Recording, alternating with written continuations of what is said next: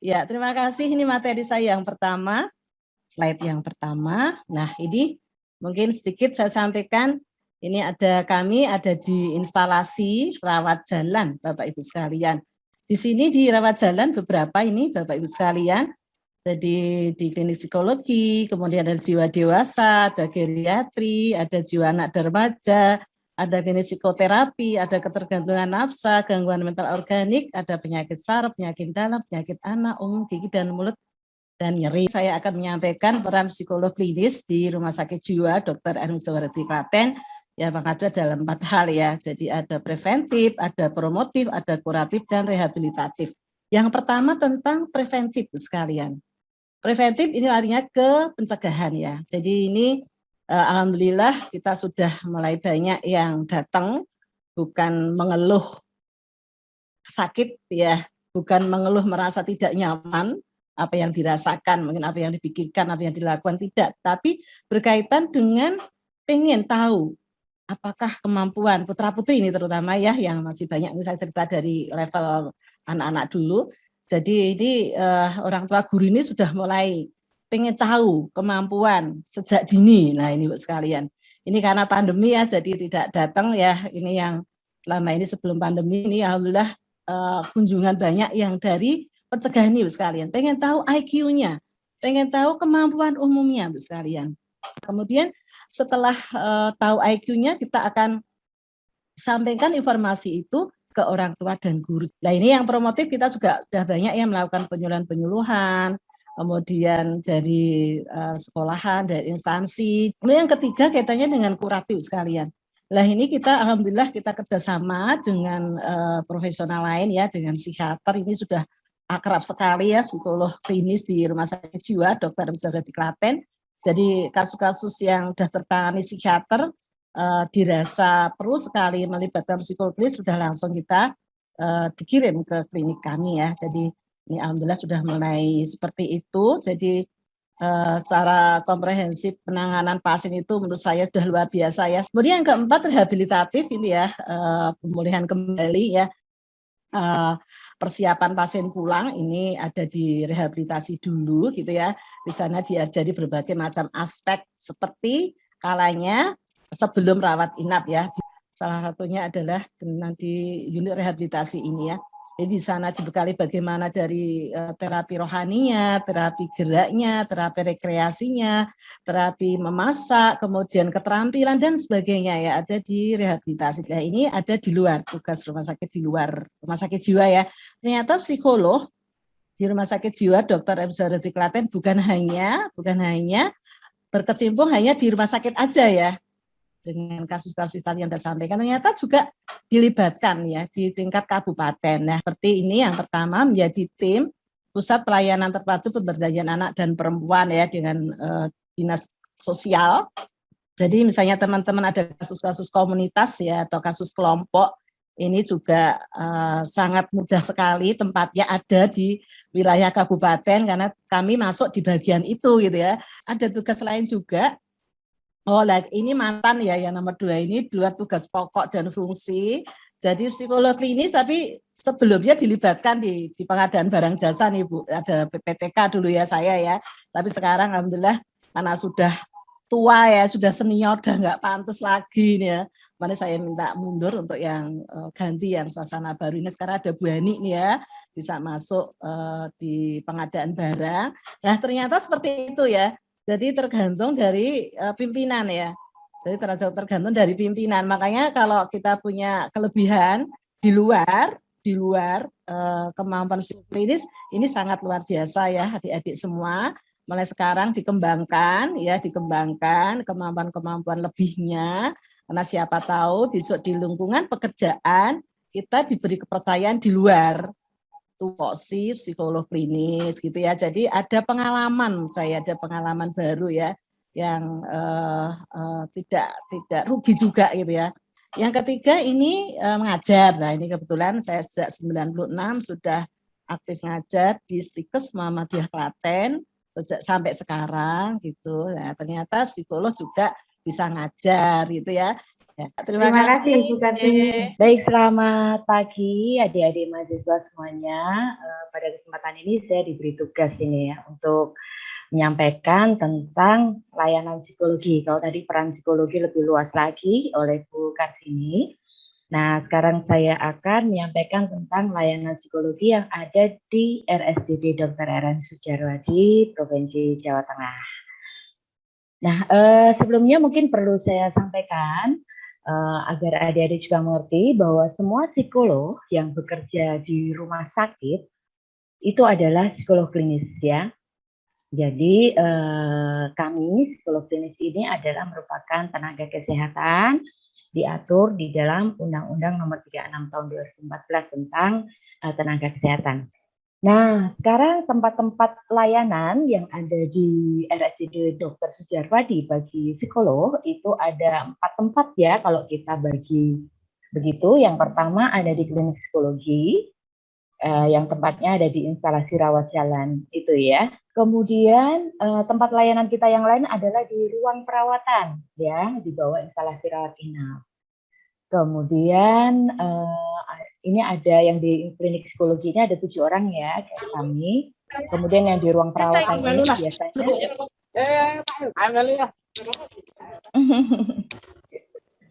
yang di ruang perawatan ini kami semua itu mendapatkan tugas untuk melakukan asesmen maupun intervensi di instalasi rawat inap. Jadi kami memiliki tanggung jawab masing-masing bangsa gitu ya. Nah, kemudian di instalasi rehabilitasi ya di tempat layanan di sana ada 2 psikolog di sana. Nanti saya kenalkan deh, ada fotonya semua. Kemudian di komunitas, tadi Bu Kartini banyak sekali cerita tentang komunitas karena beliau memang yang mengawali ya, karena beliau dulu kan sendirian ya di sini, kemudian mempromosikan psikologi, layanan psikologi di masyarakat di Kabupaten Klaten ini sampai ke PKK, ke TK dan banyak sekali ya. Tadi sudah banyak diceritakan juga.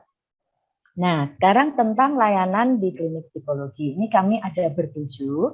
Nah, layanan pasien atau klien di klinik psikologi itu, kalau berdasarkan permintaan dari mereka, permintaan itu ada 3 ya. Kita golongkan 3. Yang pertama adalah permintaan pasien atau klien sendiri.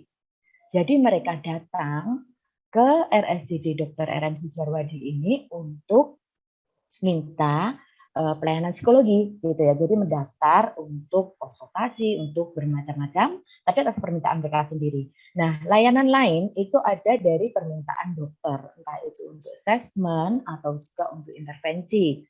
Kemudian permintaan dari instansi atau lembaga, itu juga banyak ya, tadi sudah disampaikan. Nah, ini detailnya.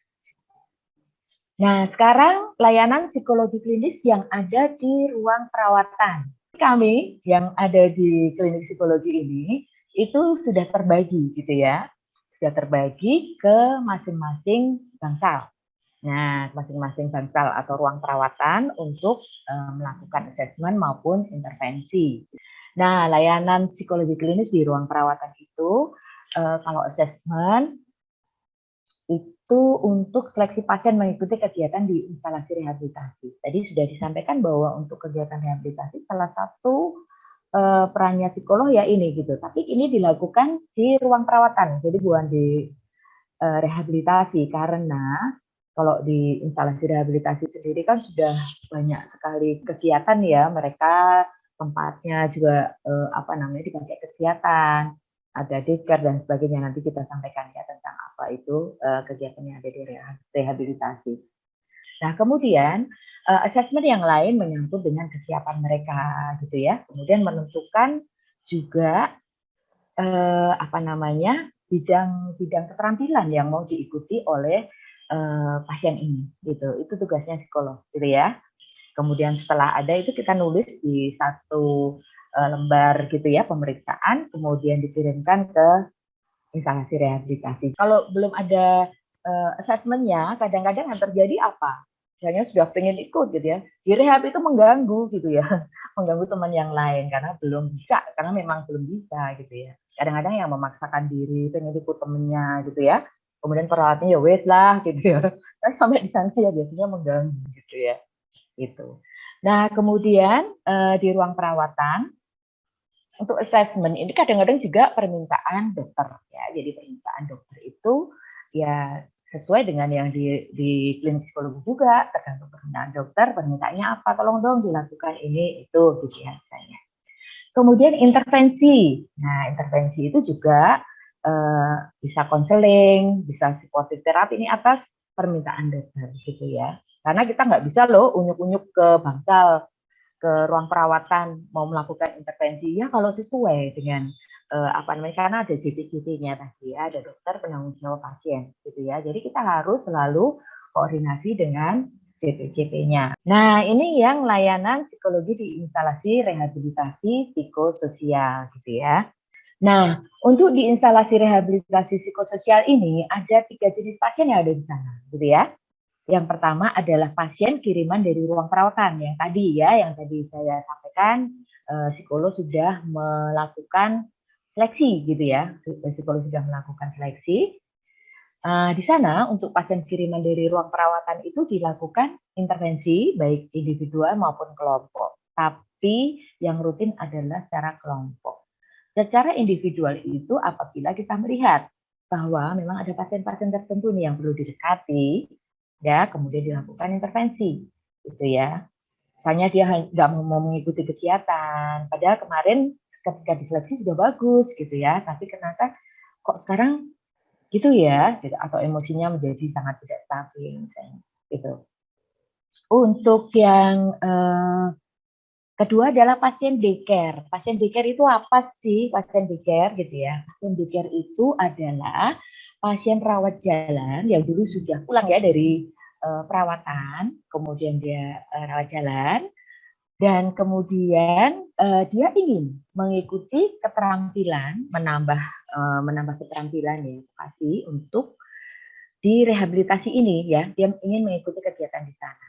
Ini juga tidak kemudian asal daftar pasien daycare kemudian boleh masuk juga tidak gitu ya. Harus diperiksa dulu oleh psikiater, ya kan? Kemudian ada rekomendasi dari psikiater, kemudian masuk di instalasi rehabilitasi lah. Ini berdua ini Bu Harni dan Pak Hartono ini yang akan menyeleksi apakah memang pasien ini bisa untuk dilakukan daycare. Jadi ada 3 ya, yang satu lagi adalah pasien pojok produksi. Tadi sudah disebutkan Bu Ani dan Bu Kartini ya, Siterpa Daya Jiwa. Siterpa Daya Jiwa itu adalah memang program yang, wah ini Bu Ani ini yang bisa menjelaskan secara detail ya. Nah, saya hanya ingin menyampaikan tentang pojok produksi ini. Jadi, pasien yang tadi ikut daycare, ya, yang daycare dibekali dengan keterampilan dan mereka sudah bisa mandiri melakukan membuat sesuatu misalnya nih, tak liatin ya. Nah, ini hasil karya rehabilitan salah satunya, gitu ya. Selain ini ada apa namanya, buat baju itu apa hanger gitu ya, bikin hanger, bikin lampu hias gitu ya. Nah itu juga diajarkan gitu. Nah, mereka itu ternyata yang punya bakat itu ya beberapa punya bakat cepat banget diajarin gitu ya. Bikin kaos-kaos ini mereka yang bikin dengan diawasi oleh pelatihnya ya. Jadi kemudian ini kain ya. Kemudian kalau layanan di komunitas itu komunitas bisa di dalam rumah sakit atau yang di luar rumah sakit tadi disampaikan banyak ya oleh Bu Karsini juga yang di luar rumah sakit. Untuk assessment itu adalah antara lain seleksi karyawan tadi. Kemudian intervensi itu kalau di komunitas itu misalnya yang kita lakukan rutin nih sekarang setiap hari Selasa itu intervensi ke terkonfirmasi pasien terkonfirmasi COVID ini di tempat isolasi terpadu di Gor Gelarsena, Klaten ya. Tapi sebelumnya kita juga nah ini yang di Dono Hujan ini ya, yang ini yang di Dono Hujan. Bentar. Yang ini yang di Dono Hujan ya. Jadi apa namanya melakukan konseling kelompok ya. Jadi konseling kelompok ini waktu itu pasien dari Kudus ya. Ya dari Kudus ya. mereka diisolasi di zona hujan gitu ya. Mereka banyak sekali yang protes gitu ya. Karena apa? Karena katanya mereka diambilnya, rasanya kok diambil kayak apa? Kayak terpidana apa gitu ya. Terus ada yang juga apa namanya cemas, ada yang nggak bisa tidur gitu ya. Jadi kita di sana gitu ya secara kelompok. Tapi juga ada yang secara individual kalau memang diperlukan secara individual gitu. Kemudian yang intervensi lain yang ini kayak penyuluhan juga ya. Ini di lantai 2 di klinik saraf ya. Yang menunggu banyak di rehab medik ya. Instalasi rehab medik. Jadi yang menunggu banyak banget. Ini kesempatan dari psikolog untuk menyampaikan beberapa hal terkait misalnya pola asuh, terkait ini programnya psikolog ya. Jadi ada beberapa hal yang memang perlu semuanya tahu gitu ya untuk bisa dipahami gitu. Jadi kegiatan kita di sini dalam layanan psikologi ini ada assessment dan intervensi. Assessment sendiri itu terdiri dari, kadang-kadang kita bingung ya, assessment itu yang terbayang di kita tuh hanya psikotes gitu ya. Padahal tidak ya, di dalam assessment itu ada 3 hal ini, ada observasi, wawancara, dan psikologi sendiri gitu ya. Kemudian intervensinya jenisnya ada psikoedukasi, konseling, dan psikoterapi. Nah, walaupun di dalam konseling sendiri seringkali juga ada psikoedukasinya gitu ya. Tetapi secara garis besar ada psikoedukasi, konseling, dan psikoterapi. Nah, kita mulai dari assessment psikologi ya, tes aja gitu ya. Assessment psikologi itu apa? Itu merupakan prosedur pemeriksaan dan evaluasi yang dilakukan secara sistematis. Jadi, sistematis itu apa ya? Sesuai dengan kebutuhan, sesuai dengan protap gitu ya, sesuai dengan peruntukannya gitu ya.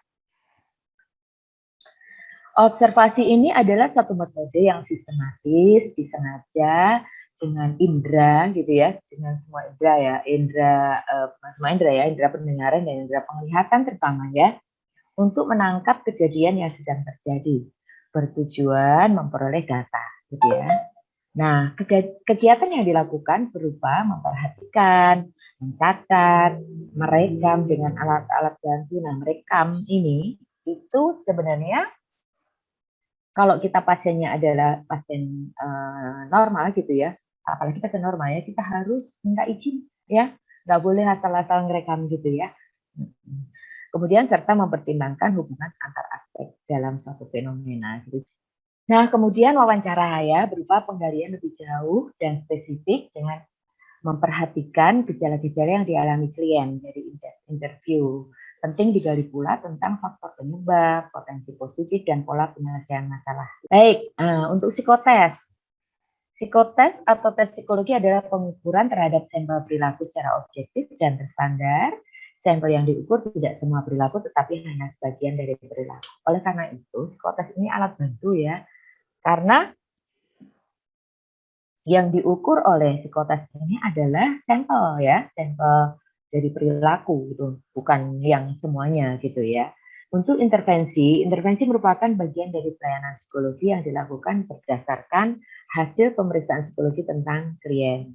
Nah, psikoedukasi sendiri adalah kegiatan yang dilakukan untuk meningkatkan pemahaman dan atau keterampilan sebagai usaha pencegahan dari munculnya dan atau meluasnya gangguan psikologis di suatu kelompok, komunitas, atau masyarakat ya. Dan kegiatan yang dilakukan untuk meningkatkan pemahaman bagi individu atau lingkungan terutama keluarga tentang gangguan yang dialami seseorang gitu ya. Kemudian konseling ya, konseling psikologi adalah kegiatan yang direncanakan secara sistematis dan terprogram dilakukan untuk membantu mengatasi masalah psikologis yang berfokus pada pengembangan potensi positif yang dimiliki klien ya. Sehingga klien mampu untuk mengaktualisasikan dirinya secara optimal. Jadi kita berusaha untuk menggali potensi-potensi positif yang ada di klien. Psikoterapi, terapi psikologi adalah kegiatan terprogram dan berstruktur yang dilakukan untuk tujuan kuratif ya, agar klien dapat mengatasi masalah atau gangguan psikologis atau masalah kepribadian dalam menggunakan prosedur baku berdasarkan teori yang relevan dengan ilmu psikoterapi. Demikian materi dari saya. Jadi kita mulai dari pertama, ini adalah slide mengenai ini 5 pemain yang sangat terkenal di Indonesia. Jadi ekosistem yang di Indonesia itu, klub itu ada mulai klub dari daerah, ada klub besar, selain PB Jarum ada PB Jaya Raya, PB Mutiara, dan sebagainya. Kemudian ada elit pemain yang ada di pelatnas, yang jumlahnya dari seluruh klub, dari seluruh Indonesia, kira-kira sekitar 90 sampai 100 orang. Dari pelatnas itu ada yang menjadi juara,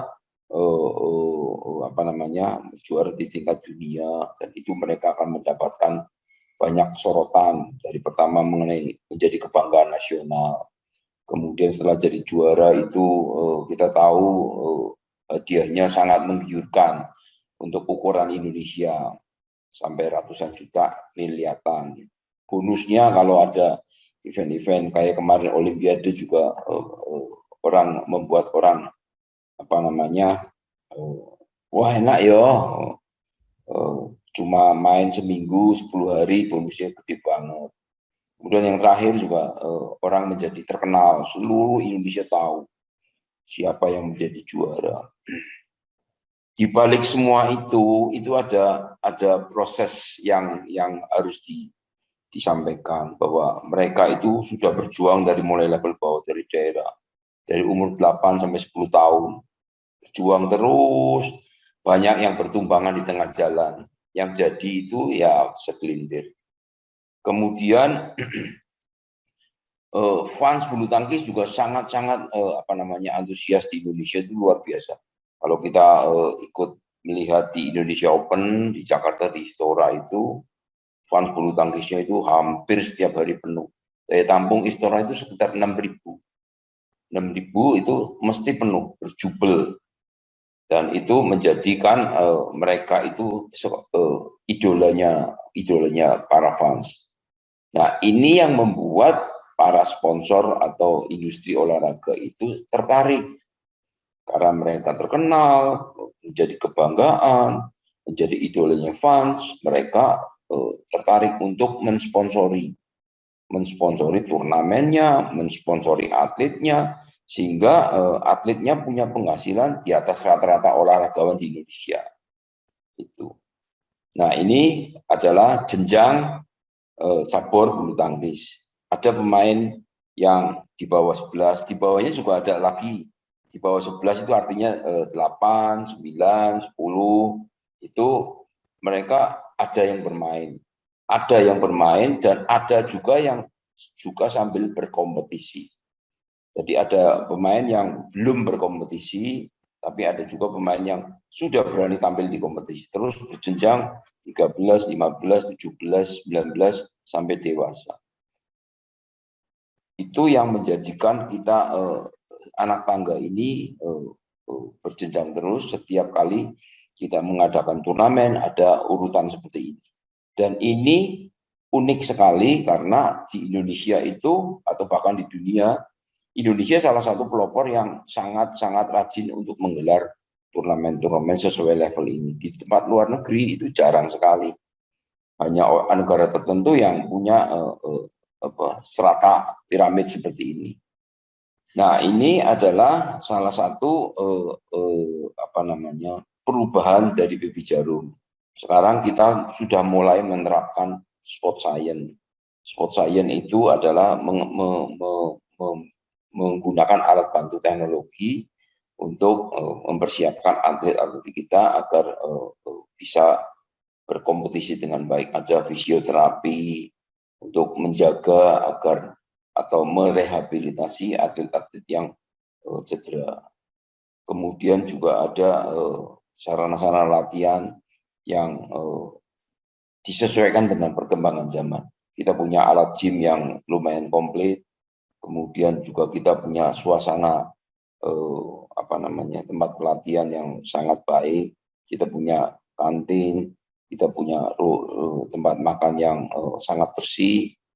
Kita semua masak sendiri, ada ahli nutrisi yang membantu kita untuk mengukur semua kebutuhan atlet, dan itu ngeblend dengan latihan-latihan teknik yang biasa setiap hari dilakukan. Jadi kita latihan setiap hari itu ada 2 sesi. 1 sesi 3 jam, jadi seperti karyawan, mereka bisa 6 jam latihan setiap hari. Libur hanya di weekend, dan mereka harus menyiapkan diri agar bisa tampil sesuai kelompok umurnya. Kita juga lakukan pembinaan pada saat kemarin Kudus dilanda COVID yang cukup menakutkan. Kita juga menata diri agar jangan sampai kita terkena COVID secara bersamaan. Kita juga ada program refreshing, karena bisa dibayangkan dari sudut psikologi juga kita pasti tahu kalau latihan hampir tiap hari 6 jam setiap hari pasti boring. Nah, itu harus peran dari pelatih untuk meminimalkan rasa boring itu dengan melakukan beberapa kegiatan refreshing yang di sekitar kita.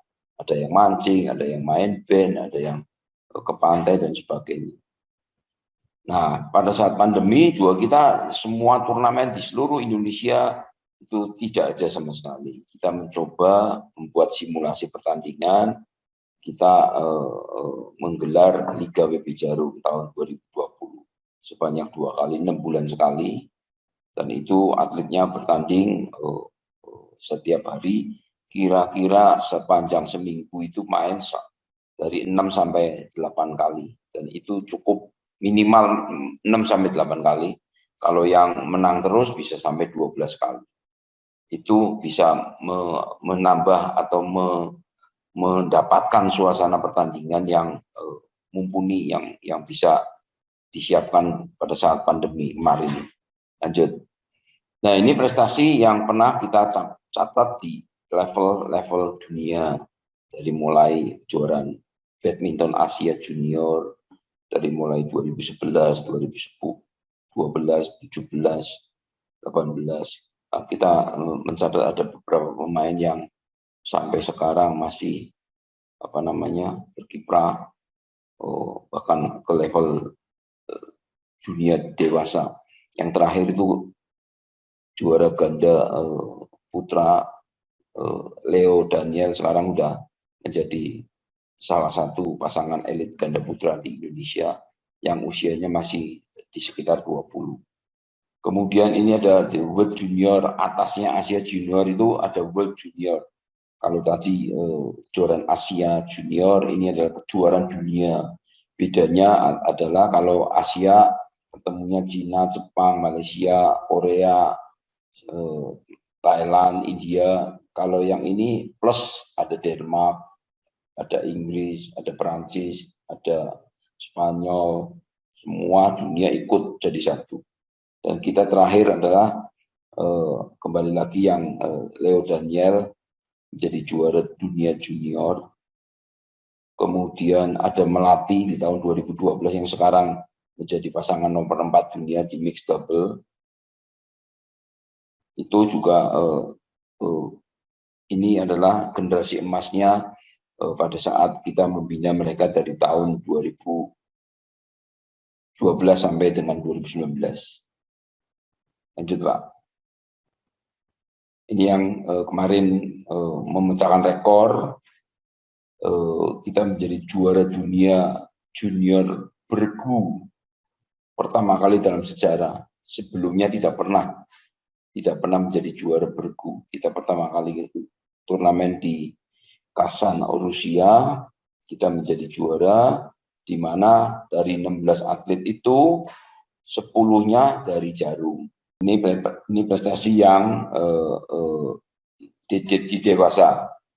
Dari mulai 2012 Owi Butet 3 kali juara All England, terus sampai terakhir Jordan Melati menjadi juara All England di tahun 2020 pada saat mau pandemi. Itu turnamen terakhir di dunia itu yang setelah itu tidak ada turnamen lagi karena terkena pandemi COVID-19. Ini kejuaraan dunia, jadi kita tidak pernah absen. Setiap 2 tahun menelurkan juara dunia. Juara dunia tahun 2020, 2021 belum ada karena terkena pandemi.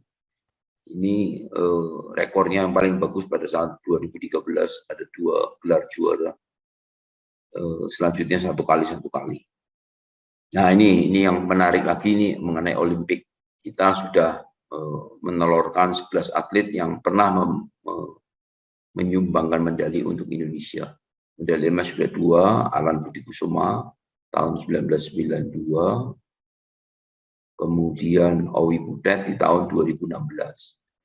Kemudian silvernya medali perak adalah Ardi Edi Hartono. Edi Hartono adalah pemain PB Jarum yang asli lahir dari Kudus. Kemudian Rudi Gunawan, Minarti Timur, medali perunggunya Denny Kantono Antonius, Enggian sama Maria Christine. Jadi dari sekian 11 pemain yang dari Jarum atau dari asalnya Kudus cuma 1 yang Olimpik. Yang lainnya banyak, ada Lim Swiking, ada Arianto Arbi, ada Astomo, tapi yang Olimpik kan mulai 92. Jadi baru seperti ini kondisinya. Nah, ini yang khusus kita mau diskusikan karena tadi kan cerita mengenai selayang pandang mengenai PB Jarum. Ini yang kaitannya sama psikologi. Saya sengaja memberikan ini agar kita bisa diskusi mengenai psikologi dalam dunia atlet khususnya bulu tangkis. Jadi kita pernah membuat buku ini yang dibikin oleh Fakultas Psikologi Untar pada tahun 2013 kalau nggak salah. Judulnya Rahasia Ketangguhan Mental Juara oleh Christian Hadinata. Ini psikobiografi dikarang oleh pakar-pakar psikologi dengan menggali semua informasi dari Christian. Dan kita akan diskusi lebih dalam mengenai ini. Nah, ini Christian Hadinata adalah salah satu-satunya pemain bulu tangkis kelas dunia yang selama mengikuti kejuaraan bergu tidak pernah kalah, walaupun regunya kalah. Karena Christian itu punya fokus yang berbeda.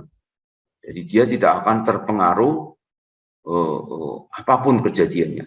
Di temannya di partai berikutnya atau sebelumnya menang atau kalah, bagi dia itu hanya informasi. Tapi untuk pada saat dia main, dia tidak pernah mau mengalah, terus berjuang.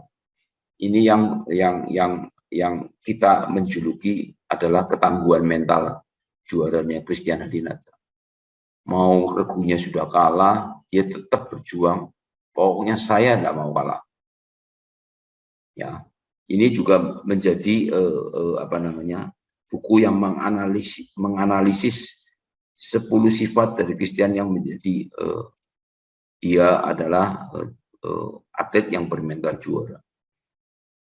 Dan ini menjadi mudah-mudahan menjadi bahan pembelajaran buat mahasiswa psikologi atau anak-anak yang menginginkan anaknya menjadi seorang yang bermental juara. Jadi intisari dari buku ini adalah mereka harus memiliki karakter yang kuat. Tidak hanya sekedar kuat, tapi juga punya stabilitas yang terjaga dengan baik. Jadi seorang pemain, walaupun dia tekniknya super jago banget, tapi kalau dia tidak stabil juga nggak bisa. Sama juga dengan karakter dari masing-masing atlet. Dia punya kekuatan, kalau nggak stabil juga akan up and down. Contohnya adalah ada 3 contoh yang saya kutip dari buku itu. Adalah Ricky Subagja dengan Rexy Mainaki di Olimpiade Atlanta. Itu secara ranking pada saat itu mereka adalah ranking 1 dunia. Tidak ada lawan yang bisa mengalahkan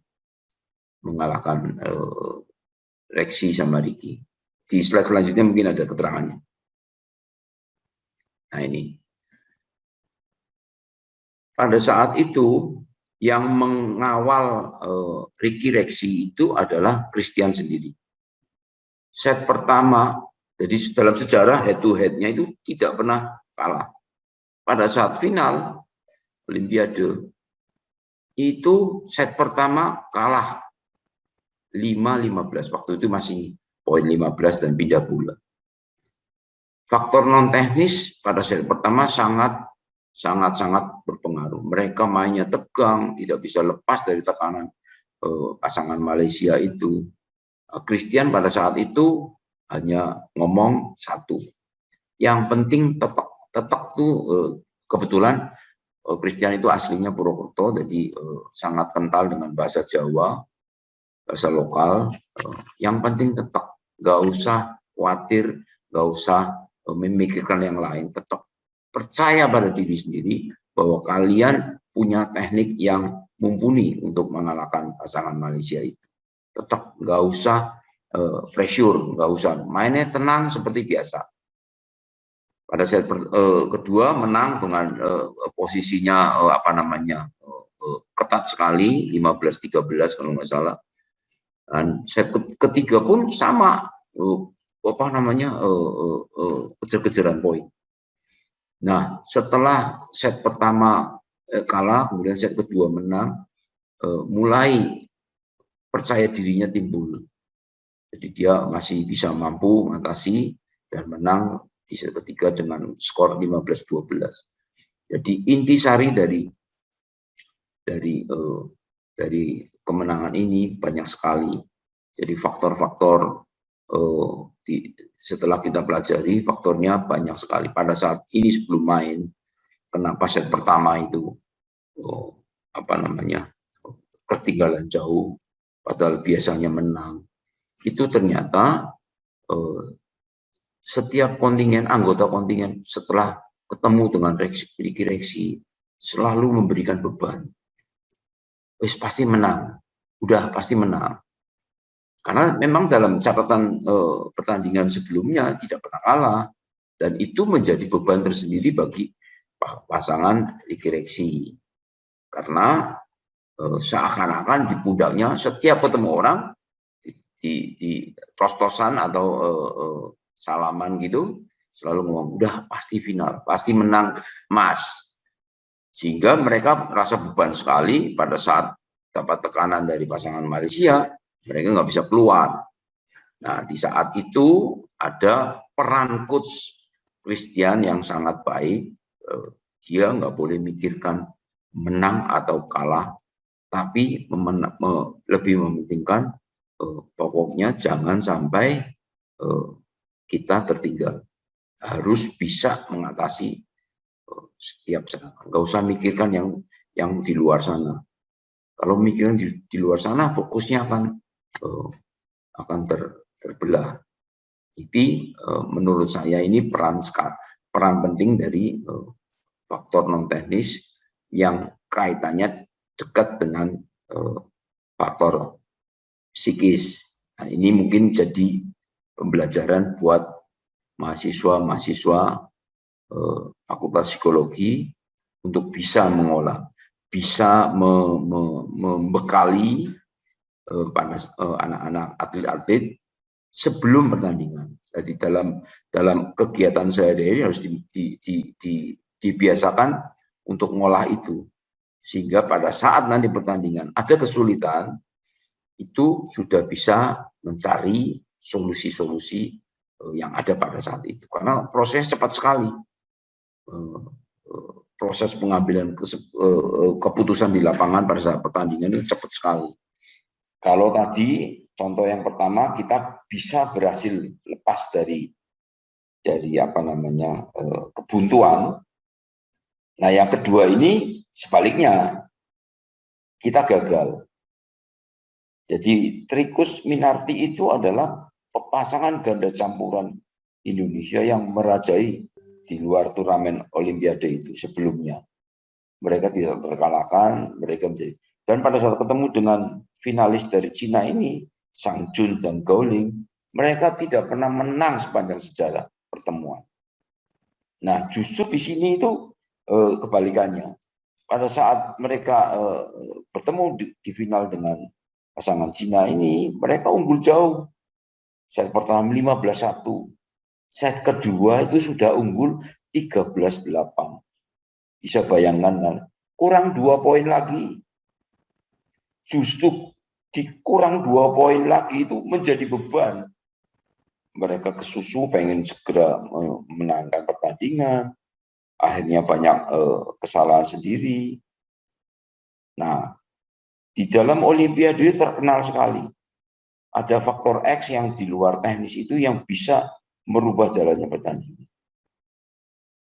Pada saat Rikus set kedua dikejar, dari poin 13-8 dikejar, mereka bukan malah makin pede, tapi makin goyah. Akhirnya kalah, disusul cuma dapat 13 doang, tidak bertambah 1 poin pun.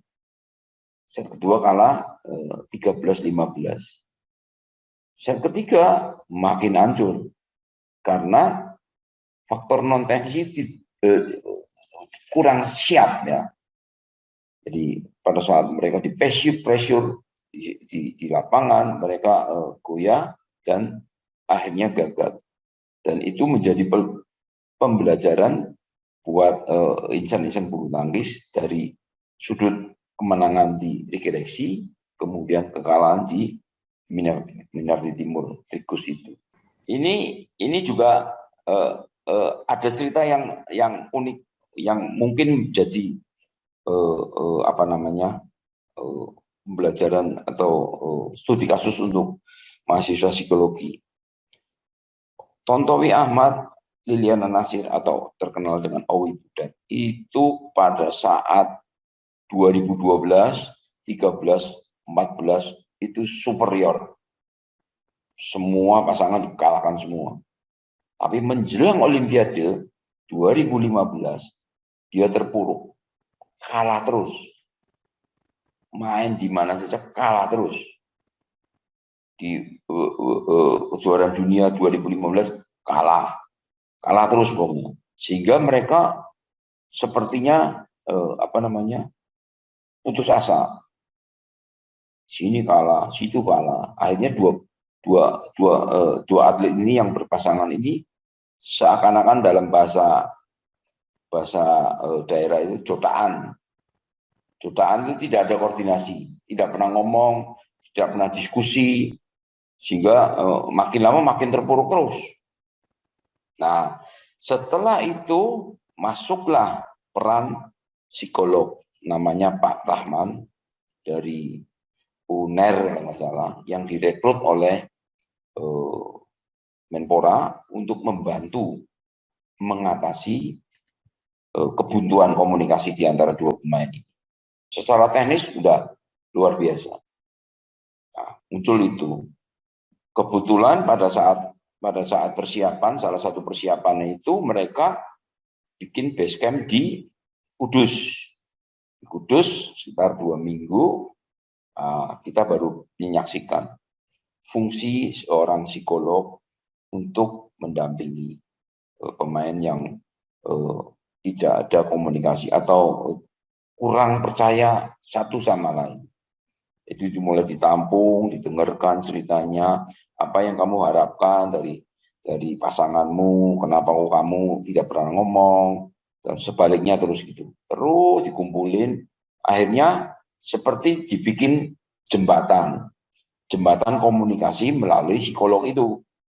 Bahwa ini pengennya gini, ini pengennya gitu, akhirnya terus mulai nyatu, mulai berkomunikasi lagi. Nah, setelah itu kita juga di sononya di Brasil, di Rio Brasil itu psikolog ini juga selalu ikut, pokoknya tiap hari ada di sana terus. Jadi ya yang selain pelatih teknis juga ada seorang psikolog yang mendampingi setiap hari dan hasilnya sukses. suksesnya itu adalah membangun jembatan itu tadi, juga menyamakan goalnya. Goalnya semua tentunya pengen menjadi meraih medali emas. Itu pasti sama. Tapi menuju ke sana, nah ini semua dirangkai agar selaras. Ini yang ini kualitatif ya, tidak bisa kalau menurut saya sih nggak tahu betul atau enggak. Ini psikologi adalah seni untuk merangkai atau membuat jembatan agar mereka itu bisa selaras untuk mencapai tujuannya. Dan itu adalah kunci sukses pada saat Owi Butet meraih medali emas Olimpiade, dan medali emas satu-satunya untuk Indonesia, karena di luar itu tidak ada medali lain-lain, maksudnya perak, perunggu tidak ada, hanya ini satu-satunya. Semuanya kalah di saat babak-babak awal. Dan uniknya lagi, nah ini menangnya pada saat HUT 17 Agustus. Harinya persis sama. Dan itu membuat seluruh Indonesia itu sangat antusias, heroik lah istilah. Tapi peran psikologinya ini yang saya sebagai praktisi bulu tangkis ini melihat peran pentingnya itu. Pada saat mereka secara teknik menjadi bintangnya, teknik mereka sudah teruji di turnamen-turnamen penting, All England, kejuaraan dunia, semua bisa dilewati dengan baik. Nah, menjelang Olimpiade itu mereka tersungkur, tersudutkan, bahkan dalam tanda kutip, ini gimana solusinya? Mau dicerai atau mau dipisah sudah nggak mungkin. Jadi ya mau nggak mau akhirnya timbul ide peran psikologi, dan peran psikologi ada dua. Yang pertama gagal. Jadi ada dua psikolog, satu yang dari Jakarta itu gagal. Artinya tidak sinkron dengan Owi Butet. Kita cari lagi orang yang dari Surabaya itu, Pak Rahmat, UNER, kebetulan kan Owi aslinya dari Banyumas, kelihatannya lebih cocok, lebih masuk dengan sosok Pak Rahman ini, sehingga lebih bisa nyambung gitu. Ya, itu dari saya. Lainnya ada pertanyaan barangkali. Ini mestinya ada slide lagi nggak? Ada Pak, masih. Nah, ini yang terakhir nih. Nah, ini juga cerita ulik lagi. Pada saat Olimpiade Tokyo, Grecia Apriani itu prioritas ketiga. Nomor 1 ini Kevin Gideon, nomor 2-nya Ahsan Hendra, nomor 3-nya ada Jordan Melati, baru ketiganya Grecia Apri. Ini banyak cerita unik, psikolognya kelihatannya tidak ada. Tapi seorang pelatih, Coach Eng Hian ini bertindak sebagai psikolog, merangkap sebagai pelatih teknik. Jadi dia pada saat pandemi banyak yang kena kan. Kalau kena itu merusak ritme latihan. Harus dikarantina, nggak bisa latihan, nggak bisa sparingan. Nah, Coach Eng Hian ini pinter. Pada saat di pelatnas itu ada yang kena, dia menyingkir. Latihannya dipindahkan ke tempat lain. Sehingga persiapannya Apriani Grecia itu lebih maksimal. Yang lainnya enggak. Tapi yang lain, faktor lainnya juga banyak pressure. Di Olimpiade Tokyo ini, semua unggulan pertama tumbang semua. Tidak ada yang bisa masuk ke babak berikut. Kevin Gideon hanya sampai 8 besar. Kemudian Ahsan Hendra di semifinal. Terus ginting sampai menjadi perunggu, lainnya tumbang semua. Kento Momota yang menjadi unggulan pertama, andalannya tuan rumah, tersingkir semua. Ganda putrinya juga tuan rumahnya tersingkir, padahal mereka ranking 1 dunia. Jepang hanya dapat 1 perunggu. Cina yang diam-diam itu bisa meraih 2 medali emas. Jadi memang kalau saya masih percaya faktor non teknis bisa mempengaruhi hasil sepanjang mereka tekniknya hampir sama, fisiknya hampir sama, faktor non teknis menjadi kunci kemenangan. Dan selama ini terbukti. Jadi saya masih percaya faktor psikis, apakah dilakukan oleh ahli psikolog atau peran pelatih yang mengerti mengenai non teknis itu menjadi salah satu kunci untuk seorang atlet mencapai puncak menjadi juara. Saya kira itu, Pak.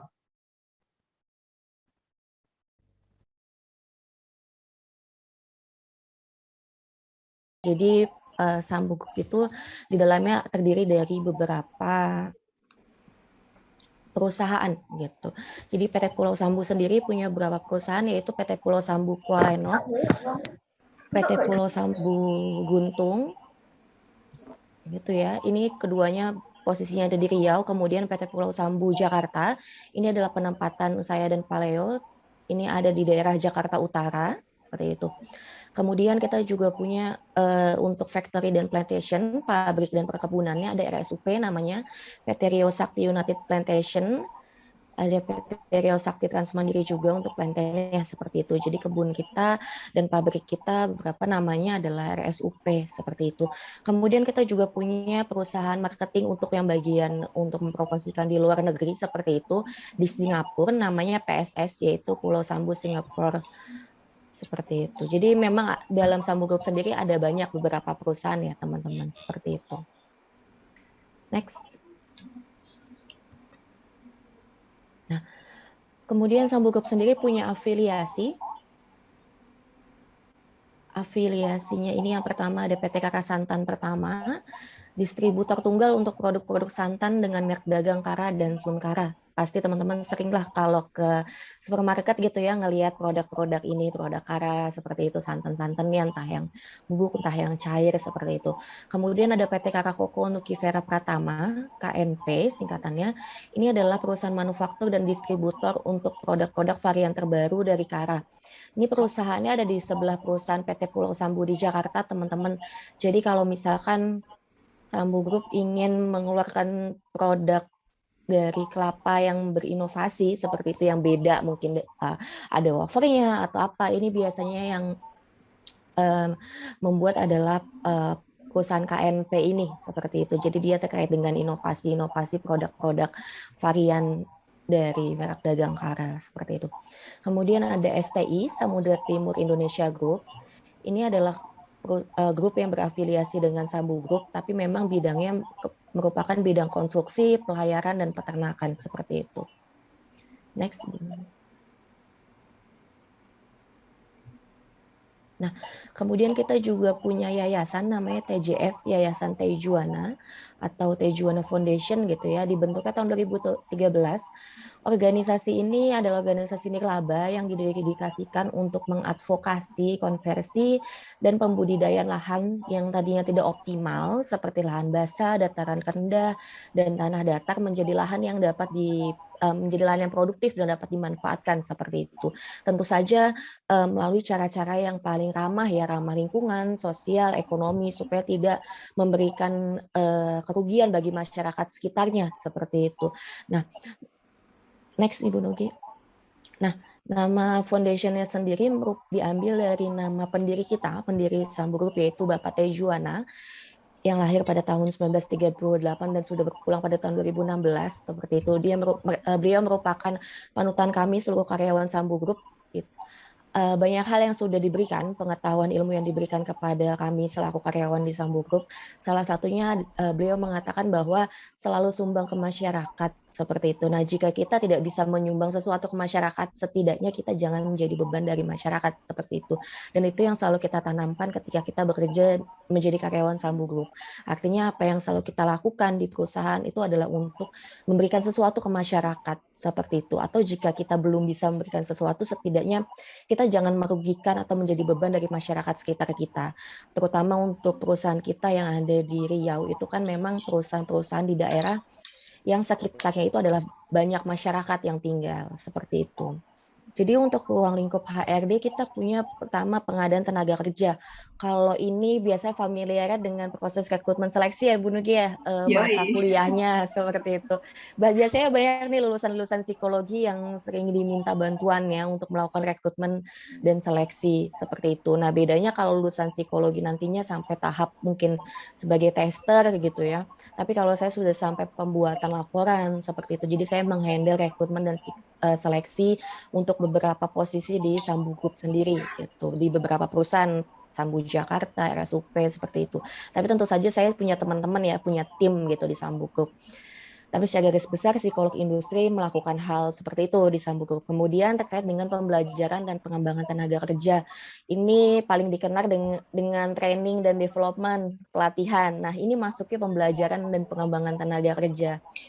Seperti itu. Jadi kita membuat pelatihan-pelatihan yang memang dibutuhkan oleh karyawan-karyawan kita nih, gitu. Menganalisisnya kebutuhannya seperti apa. Kemudian ada manajemen kinerja. Manajemen kinerja ini penilaian kinerja ya, familiar ya, performance appraisal gitu ya. Kalau kita kerja nih teman-teman semua, kalau teman-teman nanti memasuki dunia industri dan organisasi, apapun yang kita lakukan itu pasti akan dinilai oleh perusahaan atau komunitas, terutama untuk di Sambu Group sendiri. Kita selalu menilai kinerja karyawan kita supaya yang kurang bisa kita langsung berikan pelatihan dan pengembangan, dan yang baik mungkin akan kita berikan reward sebagai apresiasi kita bahwa dia sudah memiliki kinerja yang baik seperti itu. Di Sambu Group kita sangat menghargai apa yang sudah diberikan oleh karyawan kita seperti itu dan sangat memperhatikan kinerja-kinerja karyawan kita. Kemudian ada lagi nih, kalau di Sambu Group sendiri HRD-nya ruang lingkupnya adalah remunerasi terkait dengan skala upah gitu ya, upah, penggajian dan sebagainya seperti itu. Ada juga hubungan industrial, itu terkait dengan aturan perjanjian-perjanjian seperti perjanjian kerja kalau karyawan mau masuk seperti itu. Kemudian ada manajemen alih daya atau outsourcing seperti itu. Karena di Sambu Group ada ini, jadi kita memantau perusahaan alih daya yang bekerja sama dengan kita seperti itu. Terkait dengan perjanjiannya apakah sudah sesuai dengan aturan-aturan pemerintah dan sebagainya. Kemudian ada administrasi kepersonaliaan. Ini terkait dengan mengelola data-data personal tenaga kerja, mengelola cuti, izin seperti itu ya, semua data aktivitas karyawan itu kita kelola di bagian ruang lingkup administrasi kepersonaliaan seperti itu. Kemudian ada K3, kesehatan dan keselamatan kerja. Karena kami punya pabrik dan kebun nih di Riau sana, kita juga punya ruang lingkup K3 ini gitu. Fasilitas-fasilitas penyuluhan terutama di site ya, kita bilangnya di Riau di site itu sangat penting seperti itu, kesehatan dan keselamatan kerja. Pun kita juga pas menerapkan ini pasti di Jakarta, walaupun itu mungkin tidak sebuah kota besar gitu ya Bu Nugi, tapi kita tetap harus memperhatikan kesehatan dan keselamatan kerja karyawan-karyawan kita. Minimal kita punya fasilitas pemadam kebakaran ya Bu Nugi ya. Seperti itu, melakukan penyuluhan-penyuluhan, apalagi saat ini virus corona sedang menyebar gitu. Salah satunya memberikan sosialisasi penyuluhan untuk menghindari bahaya-bahaya dari virus corona, itu yang kita lakukan di Jakarta utamanya saat ini. Setelah itu ada tenaga kerja asing. Kita punya tenaga kerja asing di site terutama Ibu Nugi. Jadi kita mengelola segala kebutuhan, hak dan kewajiban tenaga kerja asing gitu ya. Kenapa ini dibedakan? Karena memang hak kewajibannya dan aturannya itu berbeda dengan karyawan yang tidak asing seperti itu. Jadi kita sesuaikan aturan-aturannya, perjanjiannya dengan pemerintah Indonesia supaya tidak salah gitu ya kita dalam mengelola tenaga kerja asing kita seperti itu. Kurang lebih seperti itu penjelasan singkat dari saya.